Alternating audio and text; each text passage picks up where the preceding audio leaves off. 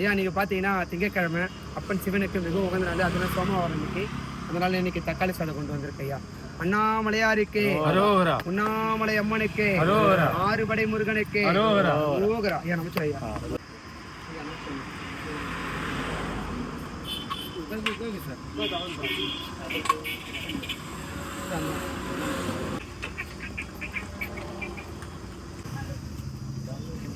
ஐயா நமச்சு ஐயா. ஐயா நமச்சு ஐயா.